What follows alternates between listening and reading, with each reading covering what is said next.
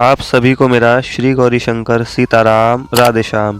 श्री गौरीशंकर दरबार में मैं सुयश अग्रवाल आप सभी का स्वागत करता हूं। सभी को प्रणाम, नमस्कार और प्रेम भरे हृदय से वंदन। तो जैसा कि आप टाइटल और थंबनेल देख करके समझ ही गए होंगे कि इस वीडियो का विषय क्या है। विषय है कि एक सच्चे भगवान के भक्त का, जिसे हम शरणागत भगवत भक्त भी कहते हैं, मतलब शरणागत हो, भक्त हो, कुछ भी मान लो, उसका परिचय क्या है, मतलब उसकी पहचान क्या है। पहचान तो खैर दूसरों की होती है, हम दूसरों की छोड़ें तो अपने ही ऊपर लागू करके देखें कि अब जो मतलब बात आएगी, जो पहचान बताई गई है, क्या वो हमारे अंदर है। यदि वो बात नहीं है तो हम अपने आप को भक्त नहीं कह सकते, या किसी और को भी वो भक्त नहीं हो सकता, वो भगवान का शरणागत नहीं हो सकता। तो अब देखिए बात क्या है, वो मैं आपको बताता हूँ। बात बड़ी गहरी है तो थोड़ा ध्यान से समझना।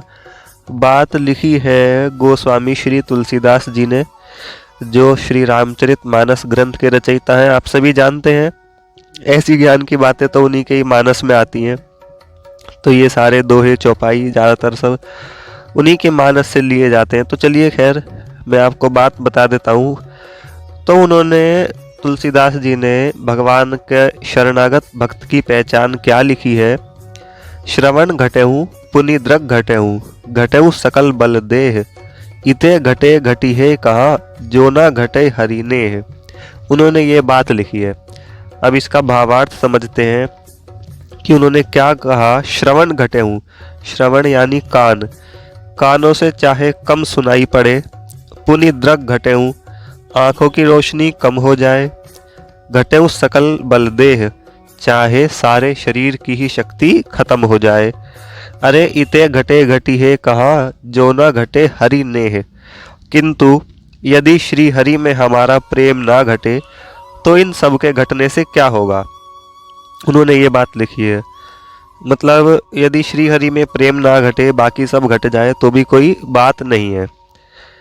अब देखो बात क्या होती है कि शरणागत भक्त जो होता है वो शारीरिक असुविधाओं को दुख नहीं मानता, मतलब कुछ भी हो जाए, अपितु जो उसके मतलब भगवत प्रेम में, भगवत भक्ति में जो बाधा बने, उसको, उसी को वो अपना महान शत्रु मानता है।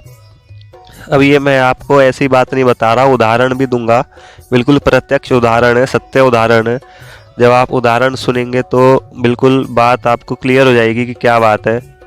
अब बात की और थोड़ी गहराई में चलते हैं कि अब जैसे मतलब इसमें कोई बुरा मानने की बात नहीं है, जो सत्य है वो सत्य है। हम अपने ऊपर की लागू करके देखते हैं कि हम बैठे अपना आराम से 2-3 घंटे भगवान का भजन पूजन कर रहे हैं, और भगवान ने हल्की सी जैसे परीक्षा लेने की सोची तो हमारे पेट में दर्द करा दिया समझो, या हो गया, या कुछ भी हो गया, पैर में, हाथ में, आँखों में, किसी भी प्रकार का कुछ भी मान लो, तो तुरंत हमारा मन उस पूजा से, भजन में से हट करके उसी शरीर के अंग पर चला जाता है कि भैया दवाई लाओ, डॉक्टर के चलो, हॉस्पिटल ले चलो, ये हो गया, वो हो गया, लेट जाओ, अभी थोड़ी देर ऐसे कर लो, वैसे कर लो, दवाई लगा लो, मरहम पट्टी, यही सब चीज़ें होती हैं जैसा कि सभी जानते हैं। तो ये भक्त का लक्षण नहीं है। मतलब उसकी दवाई लगाना, दवाई खाना, इस बात पे नहीं, उसका मन जो भगवान में से हट गया, ये भक्त का लक्षण नहीं है। अब भैया कहीं से खून निकल रहा है, चोट लग रही है, तो दवाई तो कोई आदमी लगाएगा ही, दवाई तो खाएगा ही ठीक होने के लिए। लेकिन भगवान जो है ना, वो शरीर को नहीं देखते, मन को देखते हैं, दिल को देखते हैं, साधक की आत्मा को देखते हैं, वो उनमें जुड़ा हुआ है।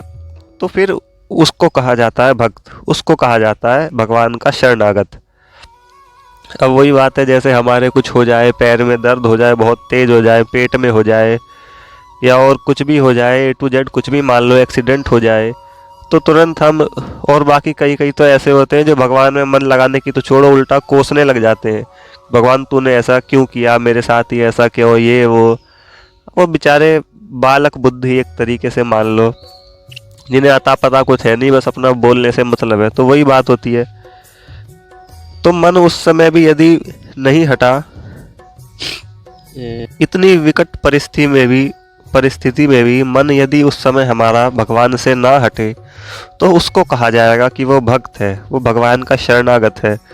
अब देखो, जो भक्त नहीं है उनका उदाहरण मैंने दे ही दिया कि चाहे वैसे कितना ही पूजा पाठ, भगवान का नाम जप कर रहे हो, कीर्तन कर रहे हो, कर रहे हैं, बहुत अच्छी बात है, लेकिन मुख्य बात होती है अपने मन को पूरी तरह, मतलब एकदम संपूर्ण भगवान के चरणों में समर्पित कर देना, भगवान की तरफ मन का आकर्षित हो जाना। तो वो ऐसे बात हर किसी में नहीं आ पाती। वो तो भगवान ही जिसे चुनते हैं अपने हिसाब से कि हाँ भैया, ये थोड़ा साधक अपना भक्ति पथ पर मेहनत कर रहा है तो इसके मन को खींच लो, ऐसे करके बात होती है। तो मतलब वही है, कुछ यदि बुखार हो गया, फीवर या और भी कोई कई तरह के रोग होते हैं, आप समझ ही गए होंगे। तो शारीरिक असुविधाओं को जो भगवान से ज़्यादा महत्व दे देता है, मतलब महत्व से मेरा मतलब है जिसका मन अपने शरीर पर चला जाता है भगवान को छोड़ करके, फिर वो भक्त नहीं है। अब भक्त का उदाहरण देखो, जैसे कि एक भक्त हुए भगवान के श्री नरसिंह मेहता जी, जिनके नाम को सभी जानते हैं। उनको घर से निकाल दिया गया था उनके घर वालों के द्वारा। घर में 2 ही जने थे मतलब निकालने वाले, उनके एक तो बड़े भाई बंशीधर जी और उनकी भाभी थी जिनका नाम था दुरित गौरी। उन्होंने उनको उनकी पत्नी और बच्चों सहित घर से निकाल दिया। वो बोले ठीक है, कोई दिक्कत नहीं, एकदम शांत। उनका मन फिर भी भगवान कृष्ण के ही कीर्तन में, भजन में, उनके चिंतन में लगा रहता। उनको कोई शरीर से मतलब ही नहीं है ना, और ना ही भगवान शरीर को देखते हैं। वो तो हमारी अंतरात्मा को देखते हैं कि वो कितने प्रतिशत भगवान के चरणों में समर्पित हो चुकी है, कितने प्रतिशत भगवान में लग चुकी है। तो वही हाल था नरसिंह राम मेहता जी का भी। उन्हें घर से निकाल दिया, उन्हें कोई चिंता ही नहीं फिर भी, क्योंकि उनका कुछ बिगड़ा थोड़ी, उनका तो एक उद्देश्य था मन को भगवान में लगाना, और वो लगा हुआ है। यदि उनका कोई मन हटाने की चेष्टा करे तो वो उनका महान शत्रु होगा। शरीर की असुविधा तो होती रहती है, इनसे उनका क्या प्रयोजन। बोले ठीक है, घर से निकल गए आराम से। तो यही सब बातें होती हैं। एक उदाहरण देखो सबसे बढ़िया, इससे और भी बात क्लियर हो जाएगी। प्रहलाद जी, उनको हिरण्यकश्यप ने बताओ कितने सारे दुख दिए शारीरिक, त्रिशूल घुसाए, तलवारें मारी, पहाड़ से गिरा दिया, जल में डुबो दिया, अग्नि में जला दिया, कुछ हुआ क्या? कुछ भी नहीं हुआ। तो भक्त, उनका नाम है शरणागत भक्त। शरणागत का मतलब क्या होता है? यही तो मतलब होता है कि हाँ जी, हम भगवान के श्री चरणों में शरणागत हो चुके हैं, हमने शरण ग्रहण कर ली है, फिर अब हमें क्या चिंता, हमारा क्या मतलब। लेकिन बस वही है, ऐसा कोई हो पाता है, शरीर में ही ज़्यादा आसक्ति रह जाती है आधे से ज़्यादा की तो, और जो फिर अपनी भक्ति में, भगवान के प्रेम में अपने शरीर की सुधि भी भूल जाए, उसी का नाम है सच्चा शरणागत भगवत भक्त।